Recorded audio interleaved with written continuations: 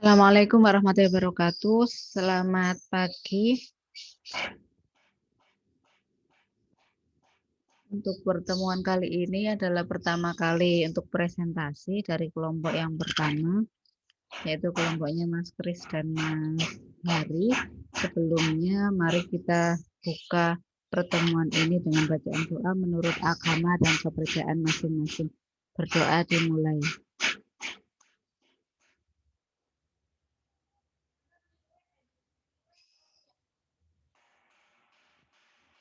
Doa bisa dicukupkan, kemudian saya langsung serahkan ke kelompok yang akan presentasi. Silahkan, Mas Kris dan Mas Hari. Ya, baik Bu. Terima kasih sebelumnya. Kami mohon izin untuk share screen.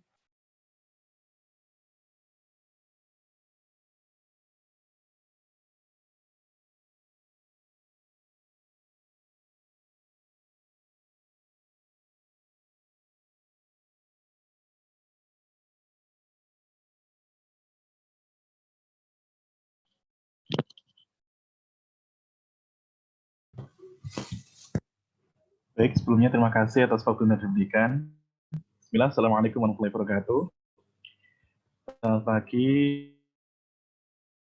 Bapak Ibu dosen dan teman-teman semua. Di sini kami akan menpresentasikan hasil jurnal kami yang telah kami susun sama-sama dan juga dengan bimbingan Ibu Siti Madrasatul Uliyah. Nah, judul yang kami angkat itu adalah pemodelan dan prediksi nilai return harga emas dengan mempertimbangkan efek pandemi COVID-19 menggunakan model ARIMAX, ADS, dan GADS. Itu. Next. Ya, pada kesempatan kali ini kami akan mempresentasikan hasil artikel ilmiah yang telah kami susun. Jadi terdapat 5 bagian yang akan kami paparkan pada kesempatan ini. Yang pertama mulai dari pendahuluan, tinjauan pustaka, material metode, hasil pembahasan, dan juga kesimpulan dan saran yang kami letakkan dalam penutup. Ya, kita mulai terlebih dahulu pada bagian pendahuluan. Seperti yang kita ketahui bahwa selama pandemi COVID-19 ini permintaan terhadap logam mulia seperti emas, perak ini terus mengalami peningkatan yang membuat harga logam mulia itu cenderung mengalami peningkatan. Tingginya permintaan ini karena investor ini lebih memilih untuk menyimpan logam mulia yang dipandang lebih aman dalam menyimpan uang dibandingkan instrumen lain. Selain itu, ekspektasi permintaan yang tinggi terhadap logam mulia ini didorong oleh meningkatnya ketidakpastian global, khususnya selama pandemi COVID-19 yang diikuti penetapan suku bunga real yang rendah. Meskipun berbagai negara telah menerapkan berbagai kebijakan pemulihan ekonomi, tetapi minat investor terhadap emas ini masih tetap tinggi. Nah, ini karena investor ini sangat perlu untuk berhati-hati dalam memilih emas sebagai instrumen investasi, karena memang ada banyak faktor-faktor resiko yang ditimbulkan. Nah, ini bisa kita lihat memang harga emas ini kan cenderung fluktuatif, yang menyebabkan akhirnya nilai return dari harga emas ini cenderung sangat tidak stabil. Nah, salah satu faktor yang mempengaruhi tidak stabilnya ini adalah adanya kondisi efek pandemi COVID. Nah, oleh karena itu, membuat pemodelan terhadap return harga emas ini sangat penting untuk dilakukan. Jadi model dengan prediksi yang akurat ini akan sangat bermanfaat untuk keperluan investasi di masa mendatang. Nah, beberapa penelitian sebelumnya terkait harga emas memang sudah cukup banyak. Jadi salah satunya adalah penelitian oleh Bu Lia pada tahun 2021 yang telah melakukan pemodelan harga emas dan harga minyak secara multivariat. Nah, namun untuk pemodelan terhadap nilai return sendiri ini memang masih belum banyak dilakukan. Jadi kita bisa mencari itu bisa kita lihat jumlahnya. Jadi tidak sebanyak pemodelan harga emas. Nah, salah satu yang telah meneliti terkait return ini adalah penelitian dari Mohana Sundari et al. 2020. Di sini pada penelitian ini menganalisis tentang hubungan antara tingkat resiko dan tingkat return pada harga emas dengan menggunakan metode exponential weighted moving average. Nah, ini adalah salah satu yang sudah meneliti terkait return. Begitu. Nah, lebih lanjut pada penelitian kali ini kita akan memprediksi efek pemodelan ini juga terhadap variabel eksogen, yaitu efek pandemi. Nah, oleh karena itu metode yang kami gunakan nantinya adalah berbasis ARIMAX. Nah, beberapa penelitian terkait Arimax di sini sudah ada beberapa. Jadi yang pertama penelitian oleh ULIA pada tahun 2018. Di sini menggunakan model Arimax dengan variabel eksogennya berupa dummy terkait prapemilihan presiden di Indonesia. Nah, ini terkait dengan nilai return saham. Kemudian oleh penelitian yang lain pada tahun 2019 oleh Bolia et al. Di sini juga membandingkan kemampuan model Arimax dan regresi non parametrik yang ternyata hasilnya lebih baik akurasinya model regresi model Arimax dibandingkan dengan regresi non parametrik. Nah, kemudian juga terkait tentunya ketika kita melakukan pemodelan time series dengan Arimax ini kan secara parametrik sehingga ada asumsi-asumsi yang harus dipenuhi. Kadangkala asumsi ini tidak bisa kita penuhi secara langsung. Dalam artian mungkin saja ada kasus heterokedastisitas yang membuat kita harus melanjutkan pemodelan dengan pendekatan lebih lanjut yaitu dengan model ARTS atau GARTS. Penelitian terkait model ARTS dan GARTS salah satunya adalah oleh Aryani et al. Pada tahun 2015 yang memodelkan volatilitas inflasi. Nah, salah satu kebaruan dari penelitian kami tentunya adalah kami di sini memprediksi nilai return dengan mempertimbangkan variabel lain, yaitu kondisi pandemi. Nah, mempertimbangkan variabel lain ini memang belum dilakukan pada penelitian sebelumnya tadi, yang oleh Muhammad Suntari pada tahun 2021. Oleh karena itu ini menjadi kebaruan tersendiri. Nah, selain itu kami menggunakan beberapa ukuran ini kebaikan dan akurasi model. Nah, jadi untuk pemodelan pada data training, nah, nanti kami akan menggunakan AIC, nah, kemudian nanti akan ada beberapa yang lain. Jadi yang utama nanti kita gunakan adalah yang AIC. Hasil penelitian ini tentunya sangat bermanfaat bagi pengembangan model statistika, khususnya terkait pemodelan return harga emas. Dengan hasil penelitian ini, tentunya investor dapat membuat pertimbangan yang tepat untuk meminimalkan resiko dalam berinvestasi melalui logam mulia, khususnya emas. Karena nilai return-nya bisa kita prediksi walaupun cenderung tidak stabil. Oke, next. Oke, untuk selanjutnya, beberapa tujuan pustaka yang kami gunakan. Yang pertama, untuk pemodelan, kita gunakan Arima, Arimax, ART, dan GARTS. Untuk Arima sendiri, lebih tepatnya kita menggunakan Arimax karena kita menggunakan variabel dummy, variabel eksogen COVID-19, di mana nanti kita regresikan antara data harga emas dengan variabel dummy-nya, kemudian kita ambil residualnya. Kemudian kita modelkan seperti model box junction biasa. Nah, setelah kita mendapatkan model Arimax seperti memperhatikan MSE dan juga noise dan sebagainya, kita dapatkan model, kemudian kita teliti apakah ada heteroskedastisitas antara model yang didapat tadi dengan menggunakan beberapa metode yang kita gunakan untuk menggunakan model ARTS dan GARTS sendiri. Untuk modelnya dapat dilihat seperti pada PowerPoint. Seperti itu. Baik, next. Kemudian selanjutnya untuk uji kesesuaian model, kita menggunakan beberapa metode. Ada MAPE, MSE, AIC, SC, dan juga HAGI. Untuk cara menghitungnya seperti gambar tersebut, tapi untuk lebih banyaknya nanti kita gunakan MAPE, AIC, dan juga MSE untuk pemodelan Arimax maupun yang ARTS-GARTS-nya. Nah, kemudian dalam kita modelkan nanti, kita juga menggunakan Lagrange multiplier, LM test, untuk menggunakan menemukan apakah si model tadi itu homogen dalam varian residualnya. Jadi kita gunakan H01-nya seperti itu, bahwa beta 1, beta 2, dan seterusnya itu sama dengan 0, dan beta H1-nya itu minimum ada beta I yang tidak sama dengan 0. Itu hasil dari regresi residual kuadrat yang dibentuk model autoregresif pada residual kuadrat sendiri. Seperti itu. Dan gunakan uji statistiknya biasanya menggunakan NR kuadrat. Dengan N itu banyak observasi dan juga R kuadrat itu koefisien determinasi model.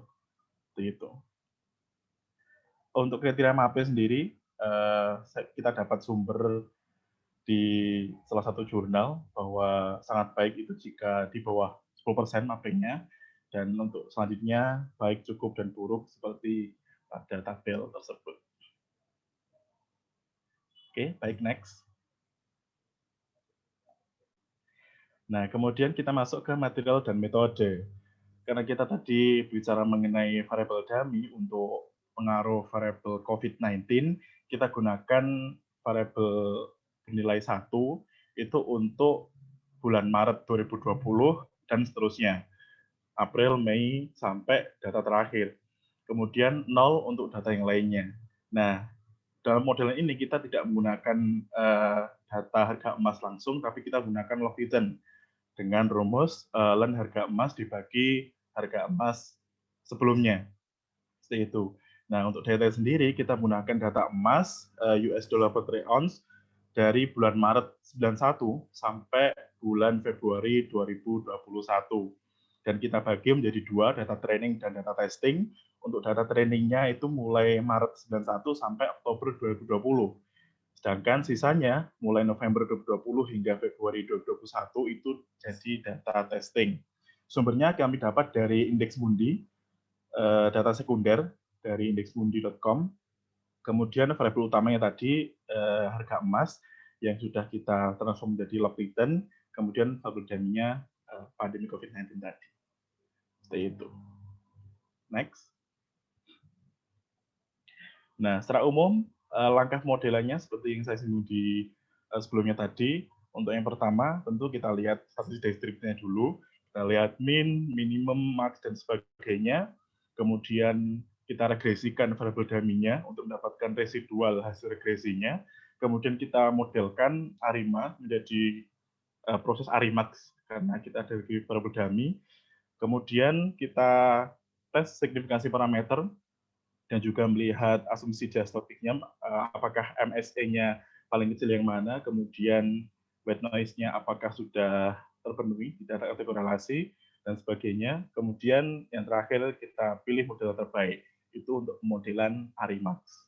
Kemudian untuk ArcGuards-nya bisa di next. Nah, untuk pemodelan volatilitas kita menggunakan ArcGuards seperti yang sebelumnya. Yang pertama, dari hasil visual tadi, kita masukkan salah satu aplikasi atau software, kemudian kita lihat apakah ada efek heteroskedastisitas dari model yang telah kita dapat, dan jika ada nanti kita modelkan dengan ArcGuards, kemudian kita testing. Kita lihat uji diagnostik pilih model yang terbaik dengan AIC dan juga faktor lainnya. Seperti itu. Baik, next. Nah, kita masuk ke pembahasan untuk pemodelan ARIMA. Untuk pemodelan ARIMA sendiri, kita plot dulu datanya, data harga emas. Nah, sebelumnya kita juga sudah mencoba memodelkan harga emas dan juga log return. Dan ternyata jika kita dapat plotnya itu lebih baik log return. Seperti kita lihat pada PowerPoint bahwa plot harga emas itu cenderung trennya naik, tidak stasioner dalam means, tapi kita lihat log return harga emas lebih baik dalam hal stasioner dalam mean. Seperti itu. Next. Kemudian kita buat statistik deskriptifnya. Kita dapat means-nya di angka 0,00464, kemudian standar deviasinya 0,0347, minimumnya minus 0,01617, dan sebagainya. Kita lihat bahwa skenario-nya 0,34 dan kita 161. Nah, kemudian kita regresikan variabel 01 tadi dengan log return harga emas, kita peroleh bahwa ternyata variabel dummy kita signifikan sekali di level alpha 10%, karena p-value-nya 0,06 dengan T 1,89, dan juga beta nolnya, konstantanya itu juga signifikan di level 5%, 0,03 p-value-nya. Seperti itu. Next. Berikutnya kita plot ACF dan PACF-nya. kita lihat secara sekilas bahwa ACF-PACF bisa dilihat leg 1 itu agak sedikit keluar dibanding leg yang lain, meskipun pada leg sekitar leg 11 itu juga keluar, namun kita indikasikan bahwa mungkin model yang kita dapat itu adalah MA1, kemudian AR1, dan kombinasinya. Seperti itu. Next. Kemudian kita transformasi data. Nah, sebelum kita transformasi data di Boxcox, kita lihat dulu ternyata di data kita yang kita dapat dari residual regresi dummy tadi, ada data yang bernilai negatif. Nah, tentu kalau di transformasi Boxcox itu tidak bisa. Nah, makanya kita lihat dulu nilai minimum dari residual tadi berapa. Nah, ternyata didapat bahwa minimumnya 0,128852. Nah, untuk ambil amannya, kita ubah dulu dengan formula ZT aksen itu sama dengan ZT plus 1,12 sekian untuk mendapatkan semua nilai bernilai positif. Kemudian setelah kita ubah dengan formula tersebut, kita transformasi Boxcox, ternyata kita dapat node value sebesar minus 2 dengan estimate besar minus 1,51. Nah, tentu dari sini kita dapat bahwa transformasi Boxcox yang kita peroleh adalah ZT double aksen sama dengan seper ZT aksen kuadrat, karena node value-nya minus 2. Seperti itu. Next. Nah, kemudian yang ini, kita cek ADF-nya untuk melihat apakah perlu differencing atau tidak. Kemudian kita plot ACF dan PACF-nya setelah ditransformasi Boxcox tadi. Nah, ternyata setelah kita cek hasil ADF-nya, tanpa differencing pun p-value-nya 0. Dan ternyata setelah kita cek ACF-PACF-nya, benar. Tidak perlu differencing, sudah kita lihat bahwa indikasi model yang kita peroleh adalah MA1, AR1, dan kombinasinya. Seperti itu. Next. Nah, ini untuk yang terakhir, kita cek parameter, koefisien, MSE, dan AIC. Beberapa model yang kita dapat, Ariman 101, ARMA, ARMA 11 berarti, AR1, kemudian deterministik sama probabilistik, dan juga MA1, baik deterministik dan juga probabilistik.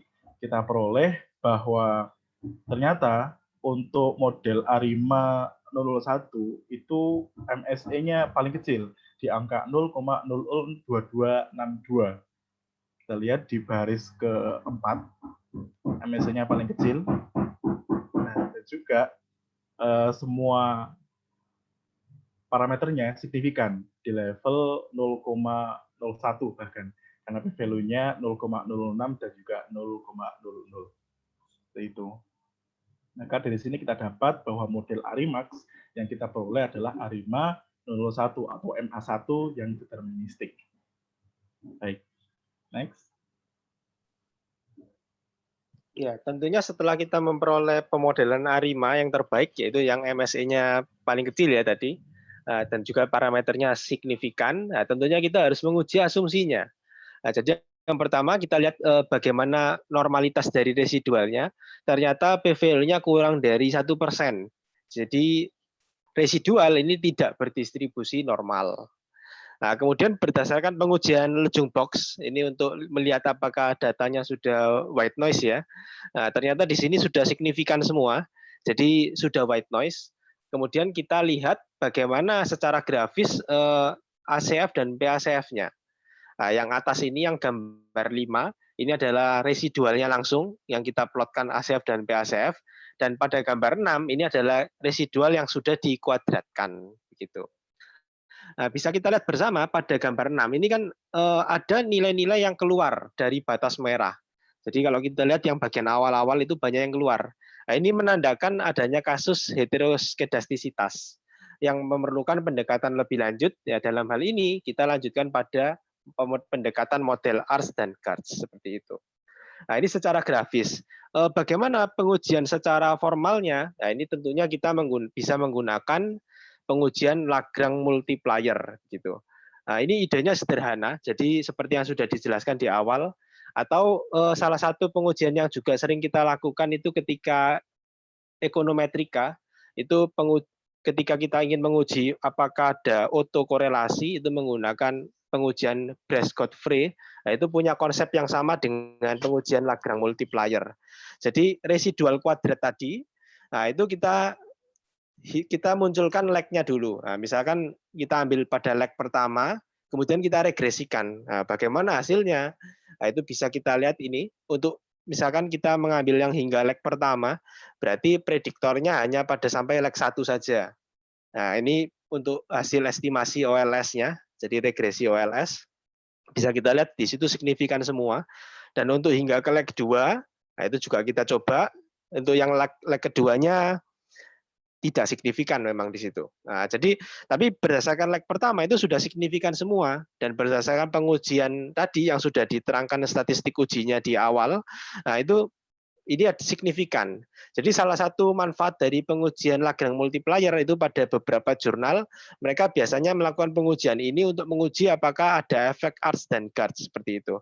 Jadi untuk menguji benar-benar secara formal melalui pengujian hipotesis, ini salah satu alternatifnya adalah melalui pengujian ini, selain secara grafis yang tadi sudah kita tampilkan. Nah, jadi di sini cukup bukti dan jelas bahwa ini harus kita lanjutkan karena ini memang mengandung efek Arts. Nah, oleh karena itu kita lakukan pemodelan Arts dan Gartz. Nah, sebelumnya untuk pemodelan ini kita tetapkan terlebih dahulu bahwa order maksimum pada Arts dan Gartz yang kita gunakan ini adalah masing-masing 4 dan 2. Jadi Arts yang kita pakai ini kita coba dari 0 sampai 4, sedangkan Gartz-nya 0 sampai 2. Nah, dari kombinasi semua model yang mungkin, jadi mungkin saja Arts-nya 0, Gartz-nya 1, kemudian dan seterusnya. Kita coba semua. Yang signifikan itu hanya 4 ini. Nah, yang signifikan parameternya masing-masing itu hanya 4 ini. Jadi hanya Gartz 10, Gartz 01, Gartz 11, dan Gartz 12. Tentunya kita harus memilih model dengan ukuran kebaikan yang terbaik, yaitu yang IC, SC,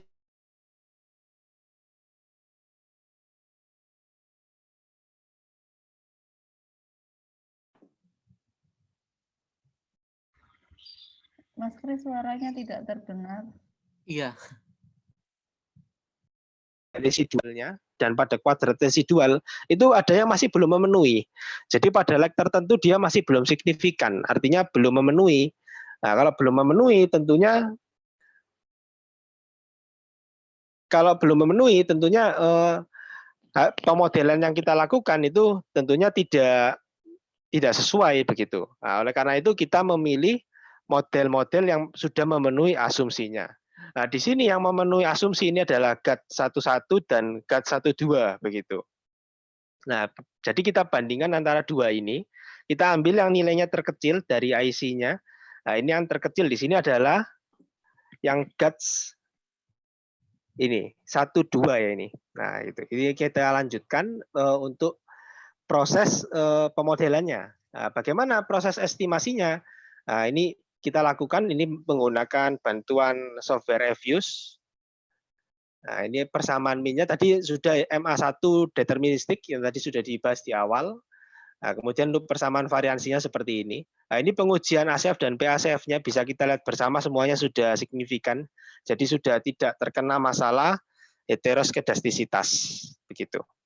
Nah, ini masih ARIMA 001 dan Gartz 12. Nah, karena kita mempertimbangkan variabel pandemi COVID tadi di awal dengan model ARIMAX, tentunya tinggal kita masukkan pada persamaan yang awal yang sudah kita peroleh dari regresi variabel dummy. Nah, kita masukkan pada persamaan min-nya, hasilnya seperti ini. Jadi ini adalah persamaan min yang akhir, kemudian persamaan variansnya bagaimana? Nah, ini yang persamaan variansnya yang kita peroleh dari Gartz 12. Jadi arts-nya di sini pada leg 1, Gartz-nya sampai leg 2 begitu.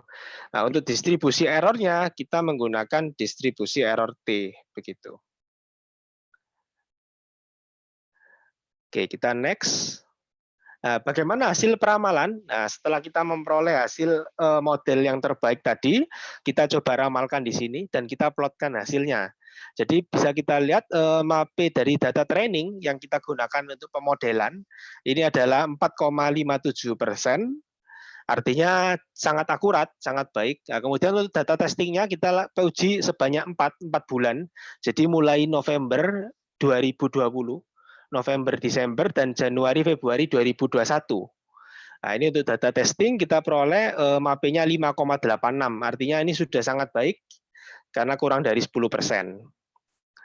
Nah, oleh karena itu kesimpulan dari penelitian ini yang pertama, ternyata memang pandemi COVID-19 ini berpengaruh signifikan pada nilai return harga emas.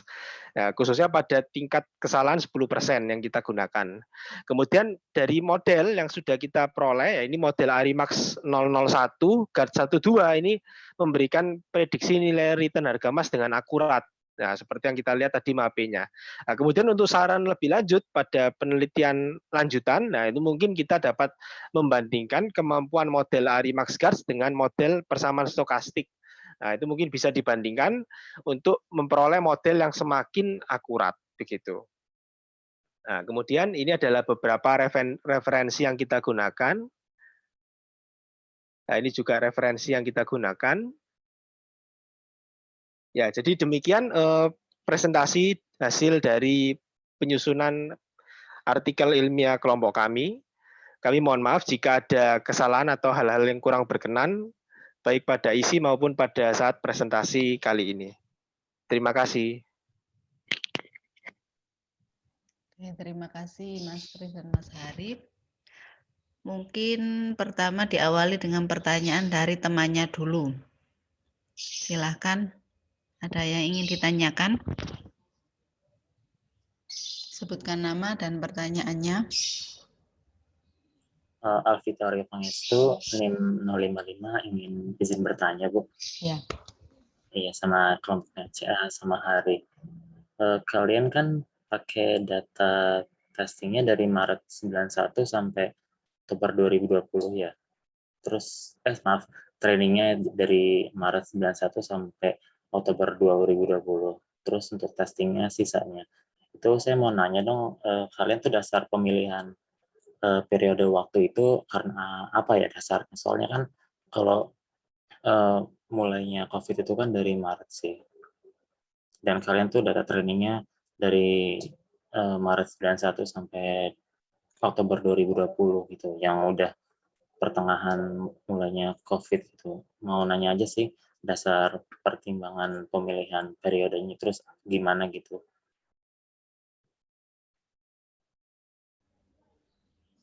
Ya, mungkin langsung dijawab saja ya. Ya, terima kasih atas pertanyaannya, Alvito. Ya, terkait terkait dari pemilihan. Oke, mungkin sambil saya tampilkan slide yang terkait tanggal tadi ya. Tadi ada nggak ya? Ya, ini ya. Jadi untuk data training dan data testing memang di sini kita gunakan cukup panjang ya untuk data training. Jadi memang hal dasar yang kita ketahui ya kan pada dalam analisis runtun waktu itu tentunya sebisa mungkin datanya panjang kan begitu untuk menangkap pola-pola yang terjadi sepanjang data itu. Nah, jadi kita bisa melihat karakteristik yang sebenarnya. Oleh karena itu jika datanya memang ada semakin panjang ya itu semakin bagus begitu. Kan ini juga datanya lengkap ya. Jadi data bulanan tidak ada data yang hilang di tengahnya begitu. Nah, oleh karena itu berdasarkan sumber yang kami gunakan itu mereka menyediakan sejak 1991. Nah, itu kita ambil semua. Nah, kemudian kita menambahkan di sini efek pandemi. Tentunya pandemi ini kan dimulainya mulai bulan Maret 2020 ya. Kita mengacu pada ketetapan WHO yang menyatakan bahwa COVID ini sebagai pandemi. Nah, itu pada bulan Maret itu baru diumumkan. Nah, oleh karena itu kita pasang di sini mulai bulan Maret dan kenapa testingnya mulai November? Tentunya kalau kita testingnya misalkan ambil Juni atau Juli, tentunya efek pandeminya kurang terasa karena baru hanya 1 atau 2 bulan begitu. Oleh karena itu kita ambil agak panjang, jadi sekitar berapa bulan ini? Dari Maret ke November gitu ya. Jadi data testingnya kita mulai dari November. Nah, jadi memang testingnya hanya 4 bulan sampai Februari karena keterbatasan data di sini. Karena memang untuk pandemi COVID-nya kan baru mulai bulan Maret 2020. Jadi akhirnya kita tetapkan di sini supaya efek pandeminya ini bisa kita tangkap Nah, akhirnya kita pasang sampai bulan Oktober 2020. Artinya sudah ada beberapa bulan yang sudah terkena pandemi, yaitu bisa kita lihat nanti melalui Arimax-nya seperti apa. Saya kira seperti itu. Oke, terima kasih atas jawabannya. Oke, pertanyaan selanjutnya.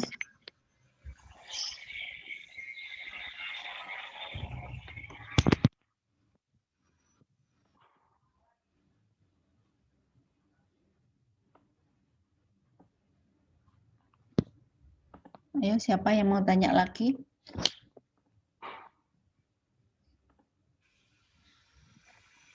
Mbak Khoir, ada pertanyaan?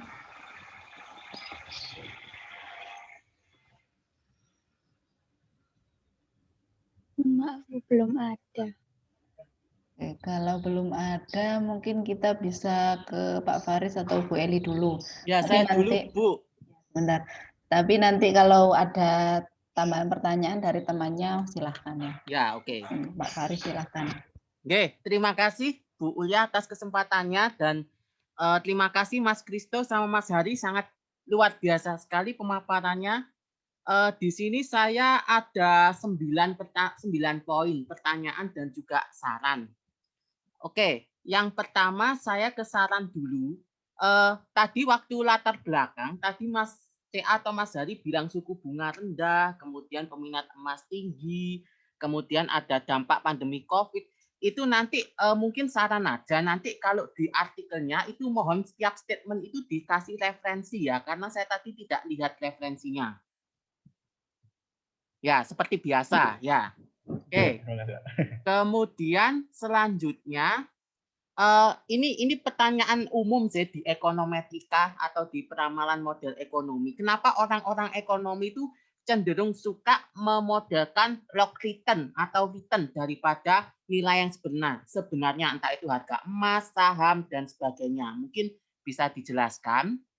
Kemudian selanjutnya adalah kenapa pakai dummy, itu nanti bisa dijelaskan, ditampung aja dulu pertanyaan saya.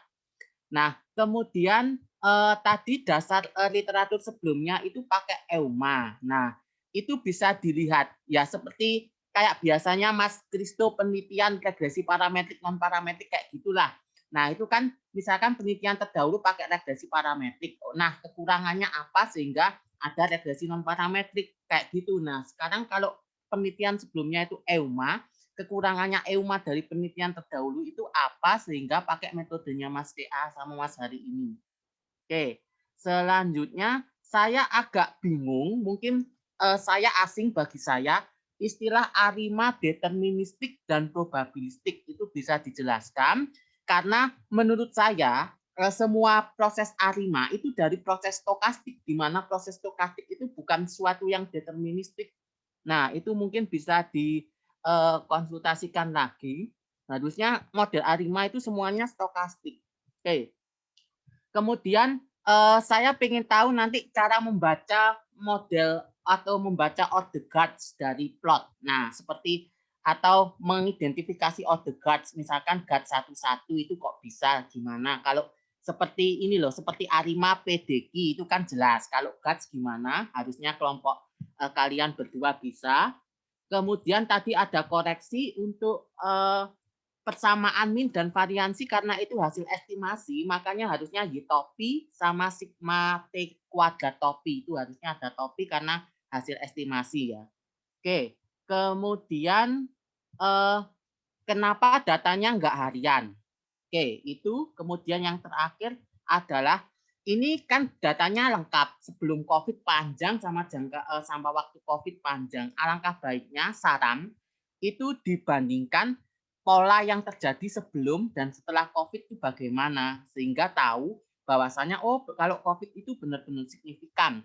Seperti penelitian saya sama Mbak Neta sama Mas Fahri, Mbak Ayuning itu kan Mas CA mungkin tahu itu kan perbandingan pengunjung minimarket sebelum dan setelah COVID. Oh, berarti saat COVID itu terjadi penurunan jumlah pengunjung minimarket. Nah, itu saran aja. Oke, itu saja pertanyaan dan saran dari saya. Terima kasih. Kalian berdua luar biasa. Oke. Oke, baik, terima kasih Pak Faris atas beberapa pertanyaan dan juga sarannya. Mungkin saya bisa menjawab beberapa pertanyaan.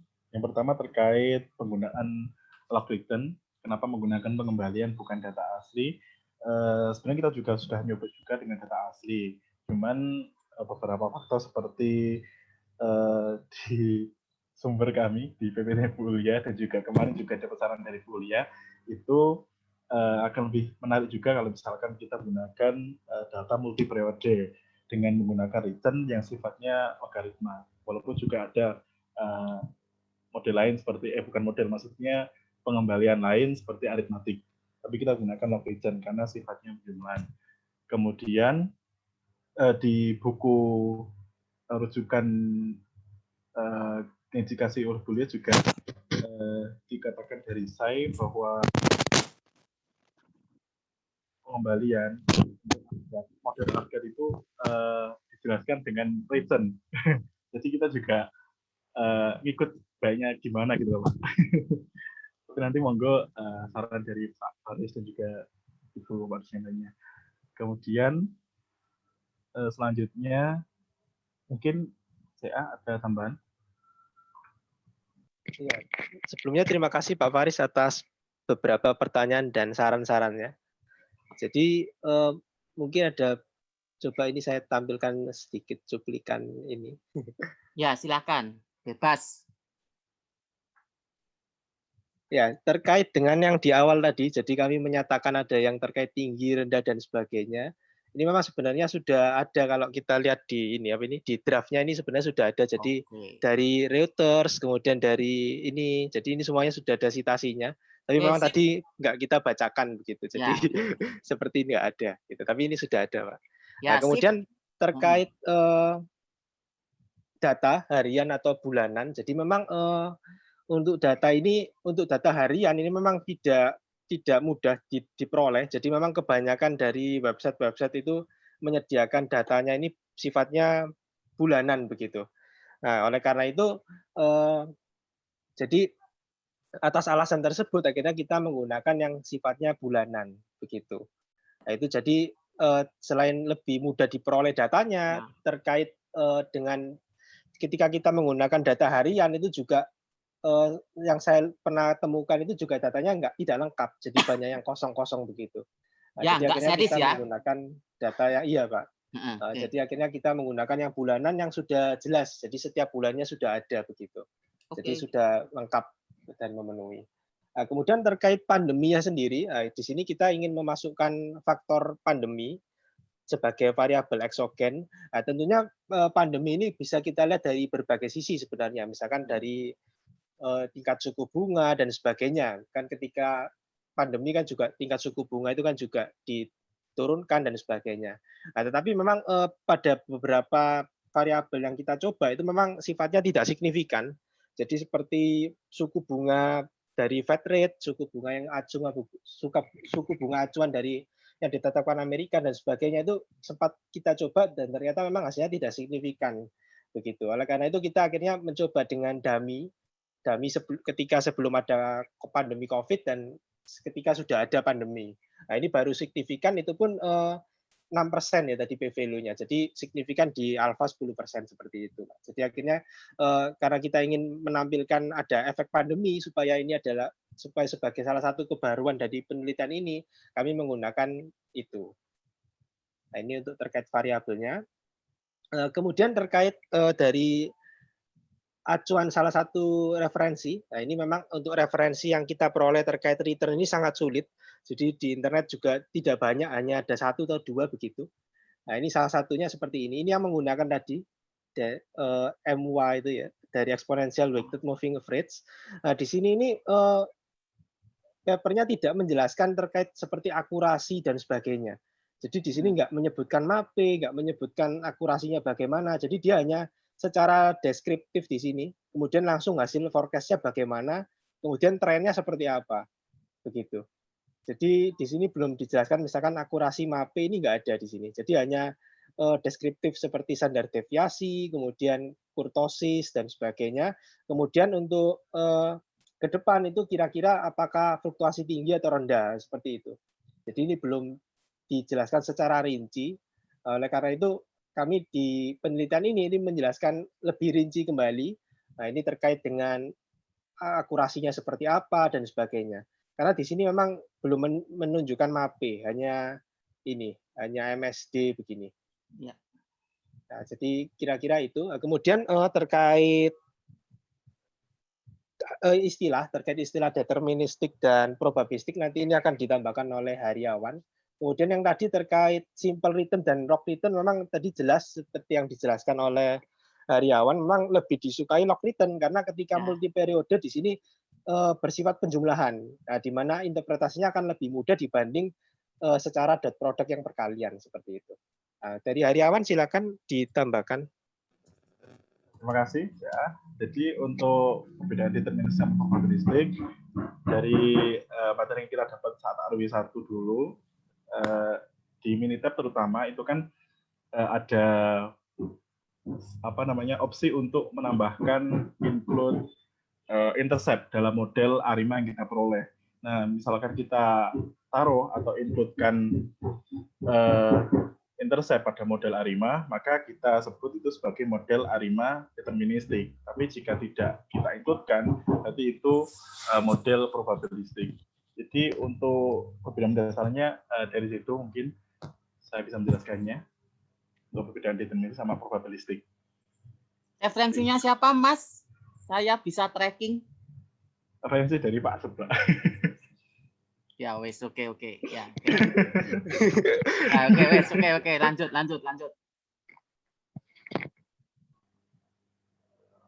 Ya, jadi terkait yang deterministik dan probabilistik sebenarnya ini terkait intercept. Jadi kalau ada intercept itu memang istilahnya dulu ketika ARB 1 itu kita sebut sebagai deterministik begitu, Pak. Ya, oke.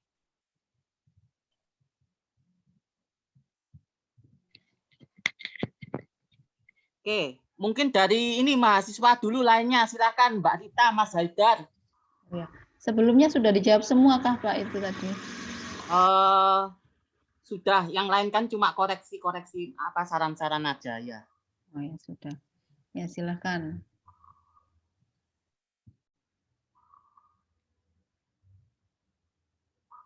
Mbak Rita ada pertanyaan?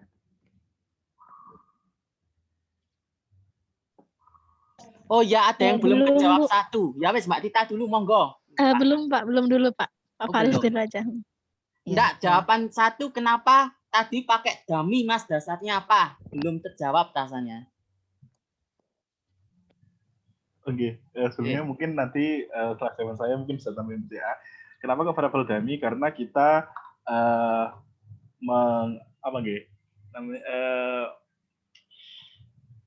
mengira atau menduga kalau time series untuk data log written harga emas itu juga dipengaruhi oleh variabel lain gitu.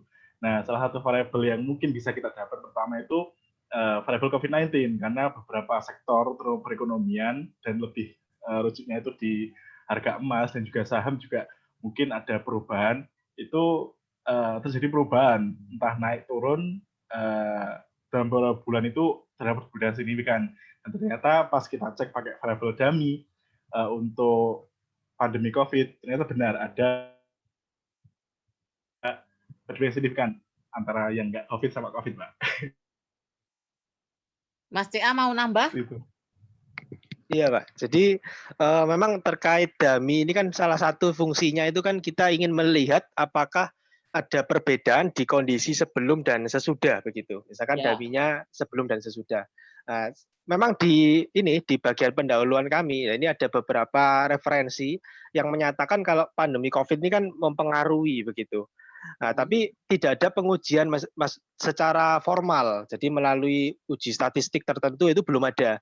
Jadi itu seperti pendapat. Jadi pendapat-pendapat yang sudah ada begitu, misalkan di dalam berita dan sebagainya.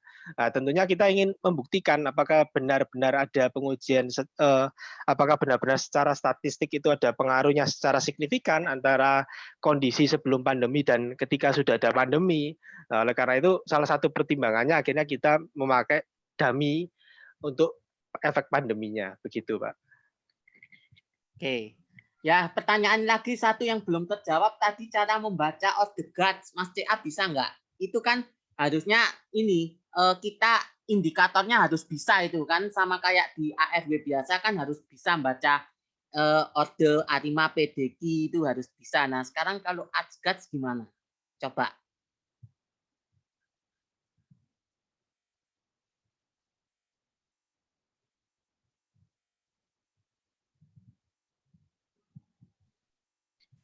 Iya, Pak. Ya. Ya, jadi terkait persamaan arts dan gasnya di sini masuk di variansi ya. Jadi yang min ini yang tadi yang Arimax begitu. Nah, kemudian yang arts guard-nya di sini masuk di variansi. Jadi yang pertama di sini guard 1 2. Jadi artinya arts-nya 1, guard-nya 2 ordenya begitu. Jadi singkat langsung guard 1 2.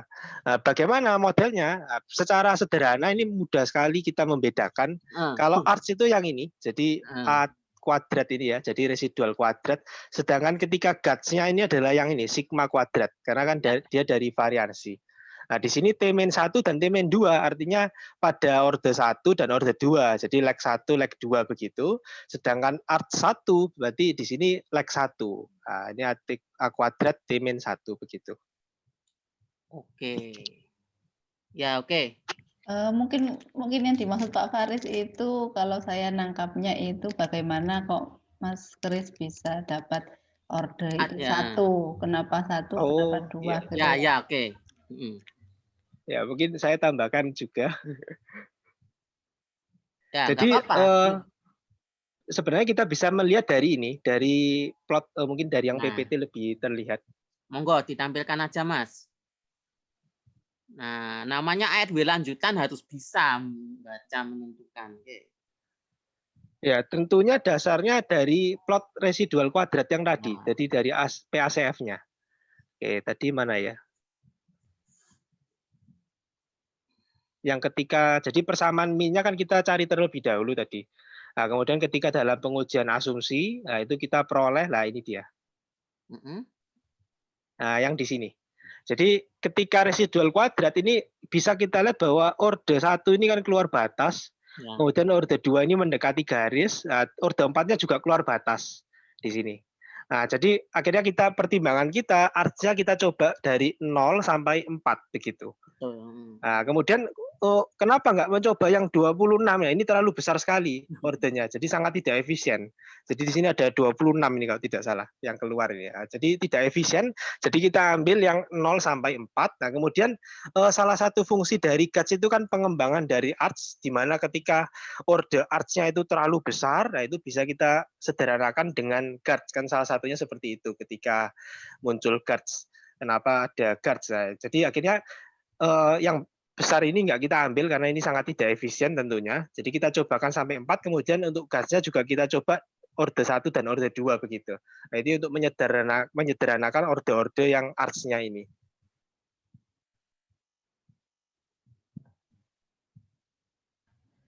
Oke, bagaimana Pak Faris? Oke, ya, lanjut Bu Ulya.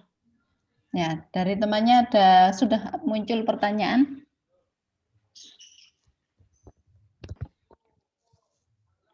Ayo Mas Haidar, Mas Haidar.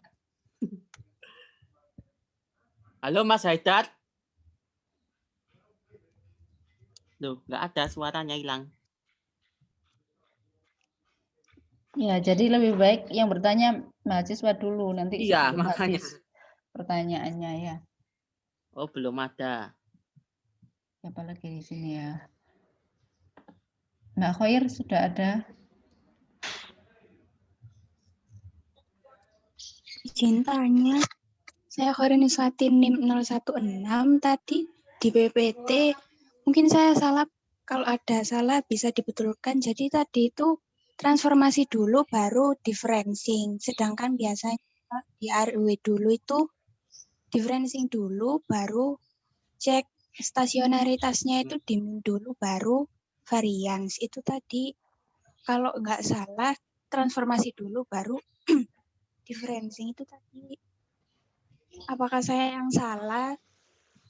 Terus kalau misalkan benar kayak gitu, kenapa kok langkahnya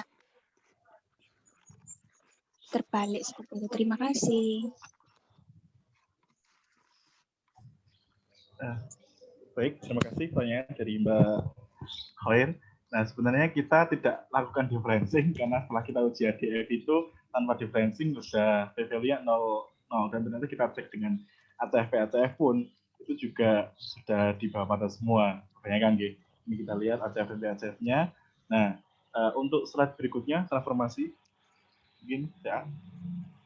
Nah, sebenarnya kita tidak transformasi langsung, karena sebelum transformasi itu yang ZT aksen sama dengan ZT plus 1, sekian ini bukan differencing, tapi ini adalah transformasi awal sebelum di Boskos, karena kita tahu bahwa Boskos itu tidak bisa mentransformasi data yang di bawah 0, jadi value-nya harus di atas 0 gitu kan. Nah, untuk mencari bisa di Boskoskan, kita transformasi dulu dengan mengubah ditambahkan dengan nilai minimum yang paling minimum, kan kita tadi punya yang minimum minus 0,128 sekian. Nah, biar aman kita tambahkan dengan 1,12 sekian. Nah, setelah itu semua data kan sudah positif, baru kita Boskos, ternyata dapat round value min 2 dan kita transformasikan Boskos seperti itu. Begitu Mbak Khair. CA mungkin ada tambahan?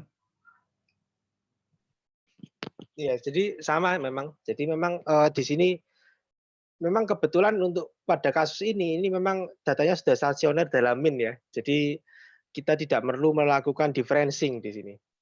Nah, tentunya untuk transformasi tadi sudah dijelaskan, kalau kita langsung Boskos itu nggak akan bisa, karena datanya ini ada yang negatif.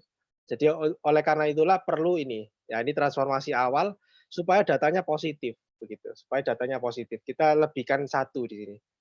Nah, minimumnya 0,12 sekian ini. Nah, supaya datanya positif semua, baru di Boskos seperti itu. Nah, saya tambahkan sedikit untuk overall, mana yang harus dilakukan dulu, transformasi atau differencing? Harusnya Boskos dulu, baru differencing. Gitu. Alasannya kenapa, Mas Hari? Kalau misalkan kita differencing dulu, kan kita belum tahu control chart-nya seperti apa. Untuk menstasionerkan SIMIN tadi, ternyata kalau misalkan habis kita transformasi Boskos, itu kan cenderung stasioner dalam min. Nah, itu kita cek lagi dengan differencing. Kalau misalkan udah stasioner dalam min, berarti udah tanpa differencing. Kalau misalkan masih belum dalam min, berarti kita perlu differencing. Mungkin seperti itu, Bu. Ya, jadi lebih baik yang Boskos dulu ya, karena data asli, kemudian kita transformasikan terlebih dahulu, baru kita berikan perlakuan seperti differencing dan lain-lainnya. Itu nanti untuk itu lebih baik ya nanti untuk mengembalikan setelah terbentuk model terbaiknya, untuk mengembalikan ke nilai awalnya itu lebih mudah seperti itu. Ada lagi pertanyaan dari teman-temannya? Tinggal Mbak Rita sama Mas Haidar ini ya belum bertanya. Saya mau bertanya, Bu. Iya, silakan Mbak Rita. Saya Rita Susanti, NIM 040. Tadi kan di awal teman Haidar lagi. Hari sama CA kan menyebutkan kalau misalnya nanti dari prediksi ini diharapkan akan memberikan beberapa hasil seperti itu kan. Nah, pertanyaan saya, bagaimana implementasi dari hasil pengolahan data yang sudah teman-teman lakukan ini terhadap harapan atau tujuan yang tadi teman-teman sebutkan di awal, seperti itu. Terima kasih.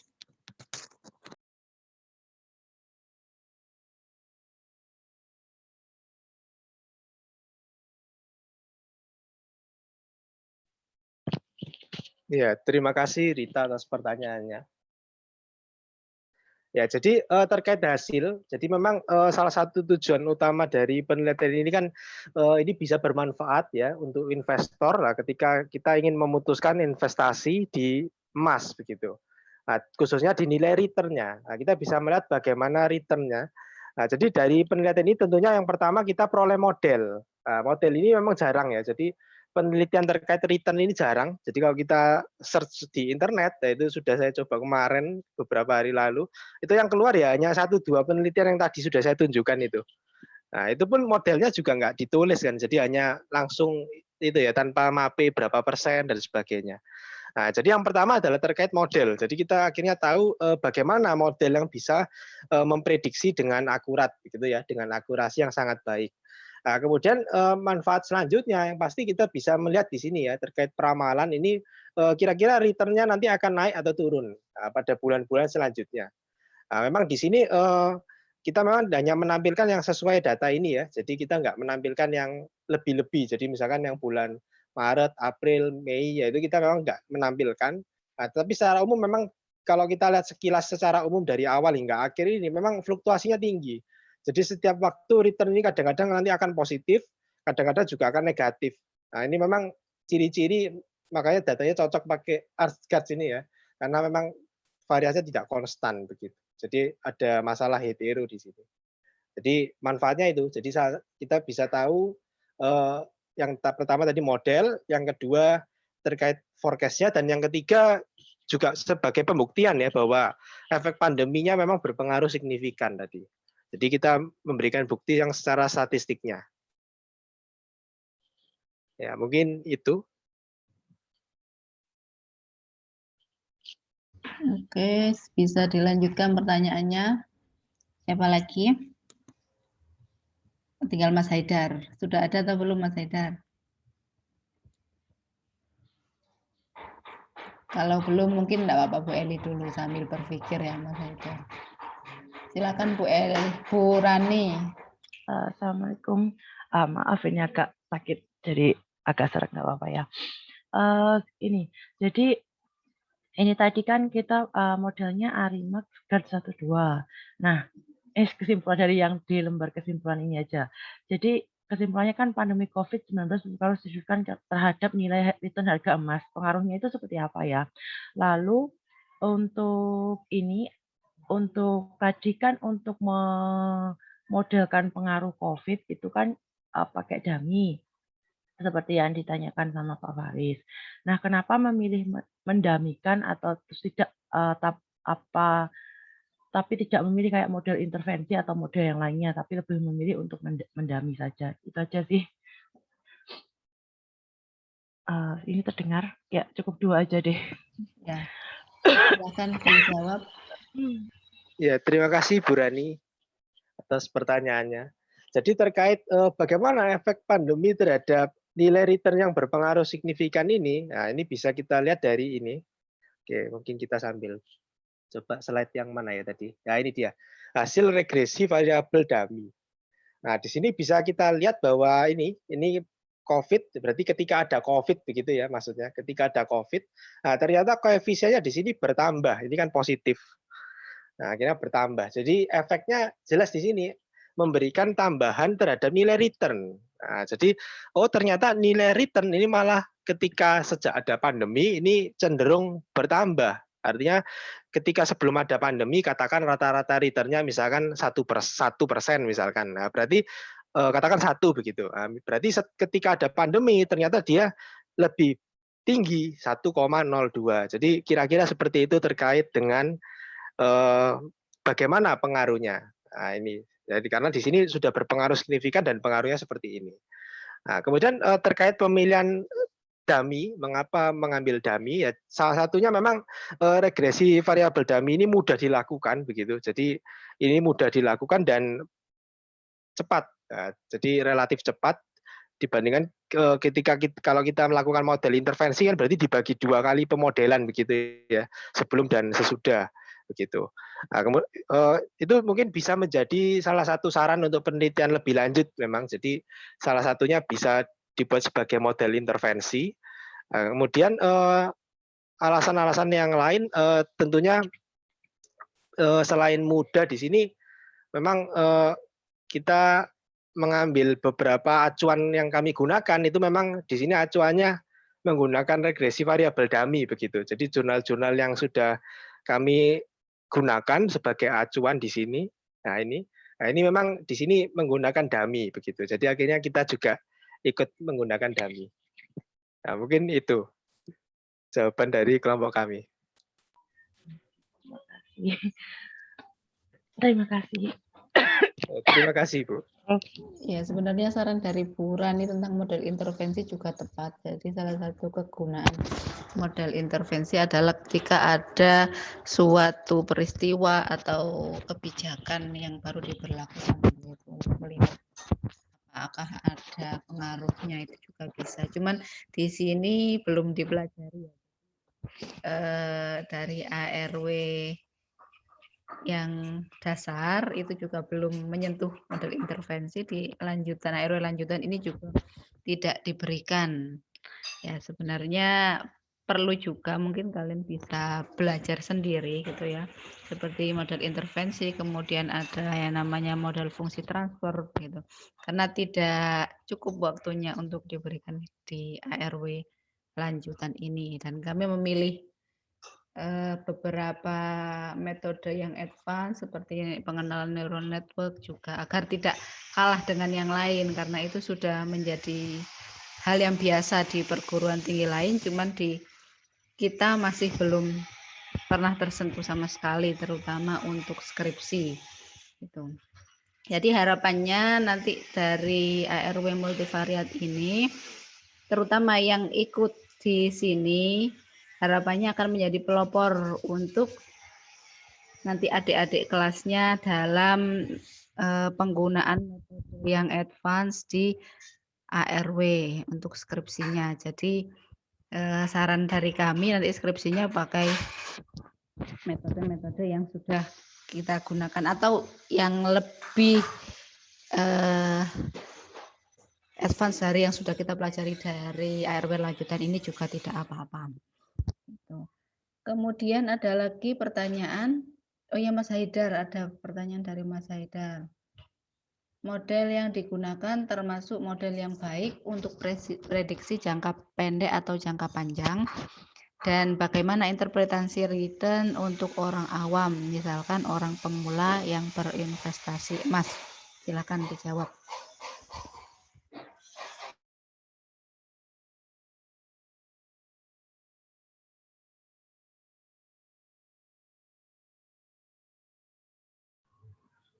Baik, terima kasih sebelumnya kepada Mas Haidar atas pertanyaannya. Untuk terkait forecasting baik untuk jangka pendek atau jangka panjang itu sebenarnya juga serk-serkan gitu nih, enak-enakan, soalnya kalau dari kita sendiri, karena kita modelnya itu diambil periode dari tahun 91 sampai 2020 untuk pemodelannya, itu jangka panjang. Tapi untuk forecasting, kalau misalkan semakin banyak data yang di forecasting itu kan juga semakin nggak akuratannya kan juga nggak terlalu baik juga. Biasanya data sistem forecasting juga paling 6 atau sampai 10 periode ke depan gitu untuk periode yang akan di forecasting.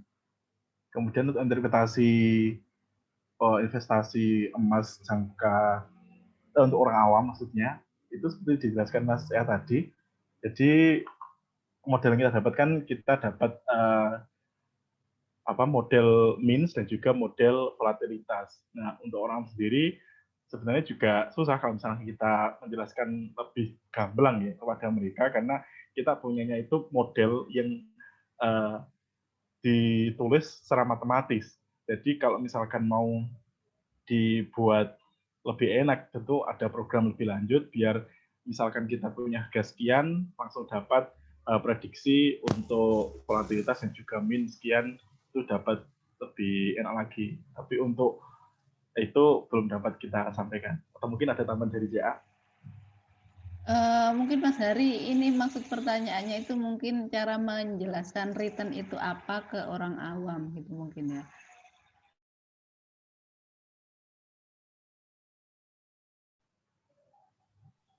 Oke, mungkin untuk yang interpretasi mungkin saya bisa menambahkan.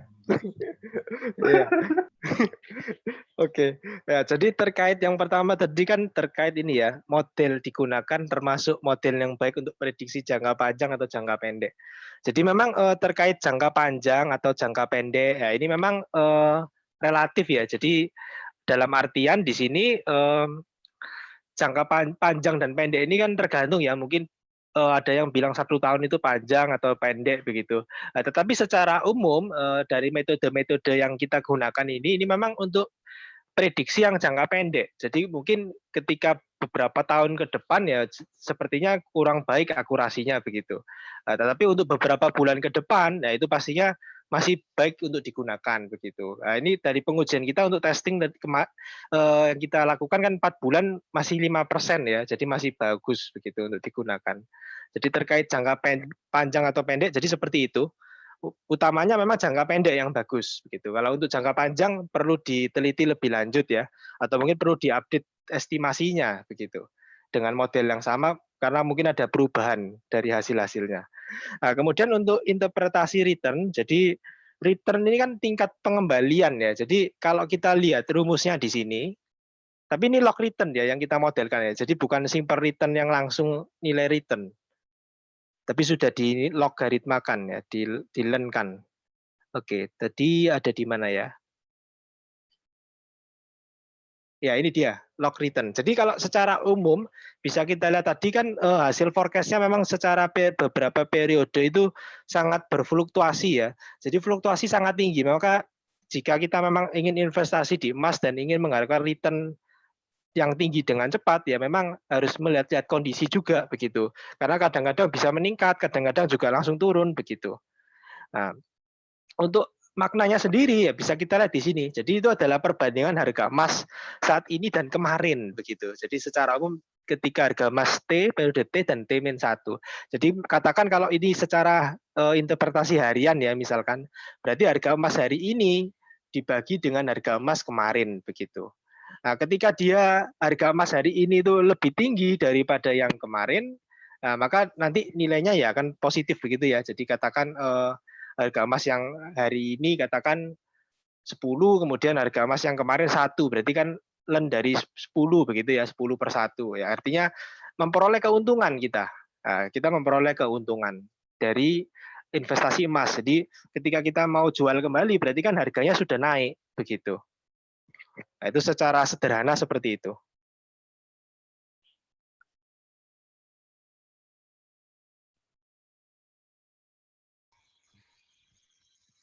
Oke, sudah ya. Saya rasa cukup untuk penjelasannya. Kemudian yang terakhir pertanyaan dari saya.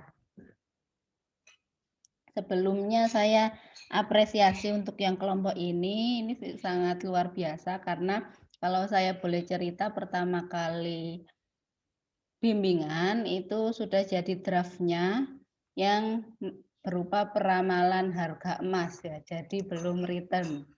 Kemudian di situ saya koreksi dan paling bawah saya berikan saran bahwa sebenarnya lebih ekonomi itu lebih menarik untuk memodelkan returnnya daripada harganya. Tetapi ya sudah tidak apa-apa karena sudah dikerjakan sedemikian baiknya begitu.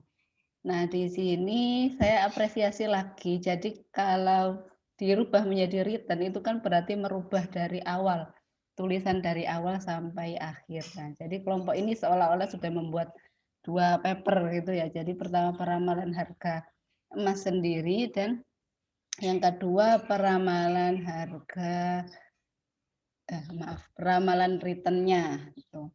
Ya, pertanyaan saya yang di draft awal itu ada efek ini ya perang dagang US China, tapi di sini dihilangkan yang itu tinggal COVID-nya saja. Apakah tidak signifikan? Itu untuk yang pertama. Yang kedua, saya lihat di statistika deskriptifnya tadi kurtosisnya rendah sekali 1, sekian. Itu saya rasa tidak mungkin untuk yang kasus distribusi untuk returnnya.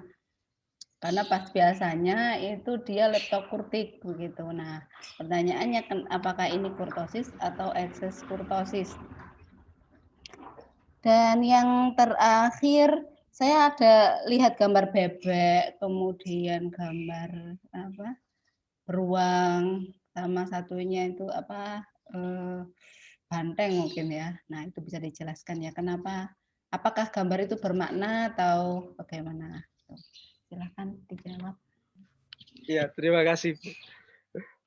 Ya, memang yang pertama kemarin kita sudah membuat paper yang harga emas. Ya, memang setelah kita lihat-lihat juga memang terkait dengan volatilitas ya. Jadi yang efek ARS-nya terlihat itu memang yang return ini lebih terlihat begitu memang. Jadi ketika kita plotkan, kemudian ketika kita modelkan ini memang sangat terlihat. Jadi akhirnya memang kita ubah ke sini dan juga ketika kita cari-cari di internet itu kan juga masih jarang begitu. Akhirnya kita memutuskan untuk ganti walaupun waktunya mepet kemarin begitu. Nah, kemudian terkait variabel, jadi memang ketika kemarin itu kita sudah sempat yang mencoba di yang draft awal itu ada selain efek pandemi itu juga ada perang dagang begitu antara Amerika dan Cina. Nah, tetapi ketika kita coba di sini itu hasilnya tidak signifikan kalau terhadap returnnya.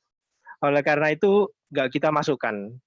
Nah, kita juga mencoba yang terkait suku bunga itu, suku bunga Fed yang tetapan dari Amerika itu juga tidak signifikan. Akhirnya kita hanya pakai pandemi COVID begitu. Nah, ini untuk yang terkait variabel. Oke, kemudian mungkin Hariawan mau menambahkan dulu. Baik, saya menjelaskan untuk gambar tadi, untuk gambar banteng, bebek sama apa tadi beruang ya. Karena ini sebenarnya untuk ciri-ciri dari investasi aja gitu. Karena kalau bearish dan bullish kan sering digunakan untuk mengidentifikasikan bahwa trennya lagi naik itu kalau misalkan bullish si banteng, kalau misalkan bearish yang bawah itu untuk downtrend. Karena kalau kita lihat kan plot harga emasnya yang belum di lock return itu kan cenderung naik dari 91 sampai tahun 2020 seperti itu. Untuk gambar bebeknya sebenarnya untuk mengisi kekosongan aja biar enak-enak. Kemudian untuk kurtosisnya belum bisa jawab. Mungkin Mas ya.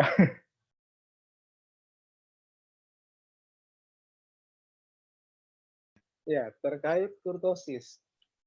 Oke, tadi kurtosisnya ini ya. Jadi untuk yang lock return di sini kurtosisnya 1,61. Kalau kita bandingkan dengan yang data aslinya ini berapa? Coba sambil saya cek dulu.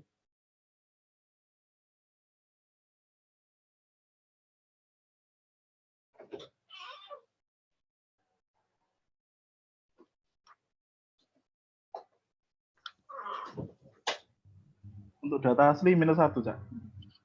Oh iya, -1 ya. Ya, jadi untuk data asli harga emas yang dari periode awal ini -1 begitu.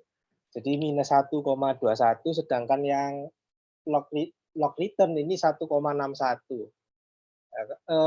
Sepertinya ini. Jadi karena yang di sini ini positif berarti leptokurtis ya. Jadi lebih runcing begitu. Berarti ini bukan kurtosis ya, tapi ekses kurtosis.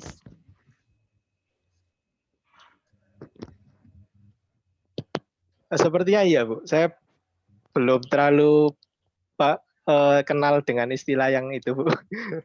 Enggak, ekses kurtosis itu maksudnya kurtosis sudah dikurangi dengan 3, itu namanya ekses kurtosis. Oh.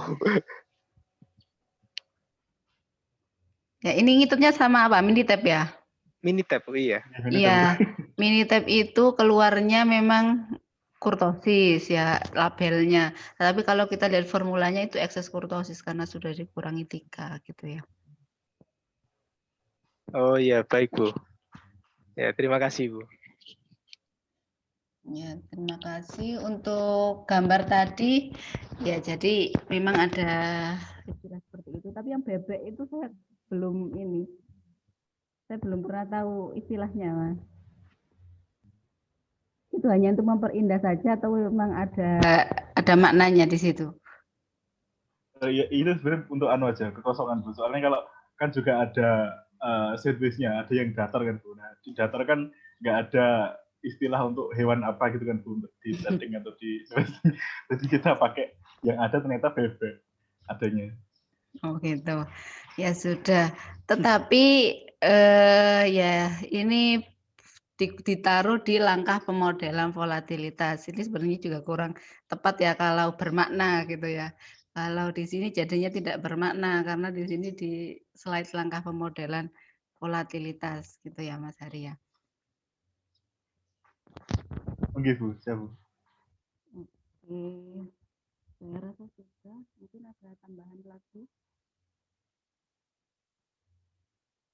Caranya tadi ditampung kemudian diperbaiki ya di draftnya.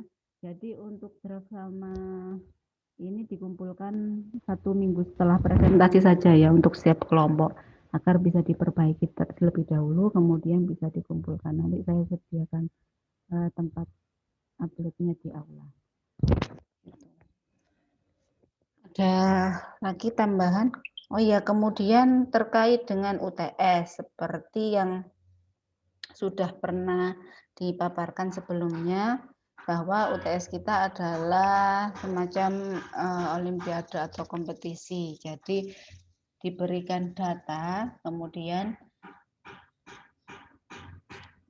ada soal dan data, kemudian 1 minggu kemudian dikumpulkan seperti itu. Kemudian rencananya sebenarnya akan diberikan hari Jumat, tetapi ketika melihat jadwal UTS ternyata jadwalnya masih Rabu tanggal 21, sehingga kami berubah pikiran tidak akan memberikannya pada hari Jumat, tetapi 1 minggu sebelum UTS, sehingga nanti pengumpulannya pada saat UTS, sehingga akan diberikan pada hari Rabu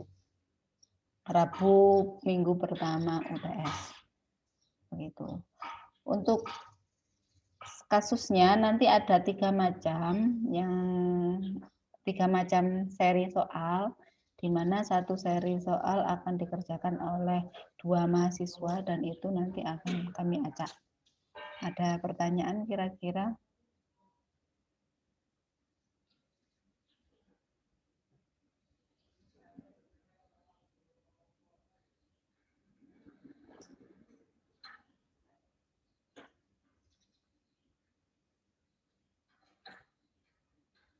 Bagaimana? Sudah jelas ya, jadi diberikan suatu soal, kemudian dikerjakan selama 1 minggu dan dikumpulkan. Ini pengerjaannya individu, ada 3 seri soal, masing-masing seri ada 2 mahasiswa. Itu. Nah, terus format pengumpulannya itu sudah pernah saya jelaskan ya, itu nanti dibuat seperti esai, kemudian nanti lampirannya mungkin nanti ada di lampiran. Jadi sama semacam esai yang kalian ikuti, jadi ulasannya dulu, kemudian baru lampiran pengerjaannya ya. Oke.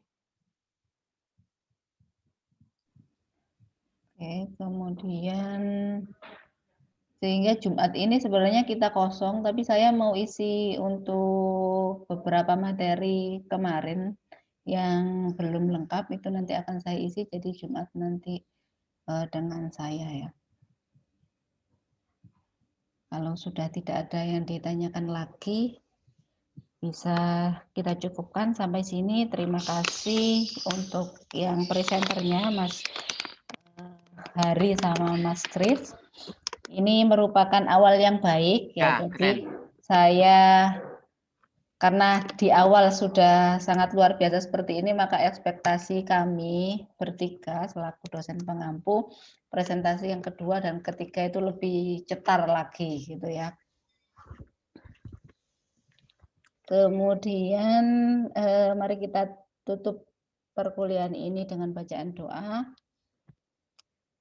Kita bisa berdoa menurut agama dan kepercayaan dan masing-masing. Berdoa dimulai.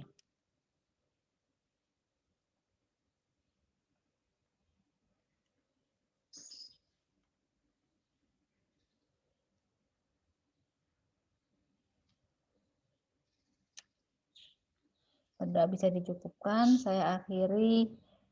Assalamualaikum warahmatullahi wabarakatuh. Selamat pagi. Terima kasih Pak Faris dan Bu Rani. Ya, terima kasih banyak Bu Lia, Pak Faris dan Bu Rani. Waalaikumsalam. Terima kasih Pak Faris, Bu Rani. Terima kasih Pak Faris, Bu Rani. Assalamualaikum. Waalaikumsalam.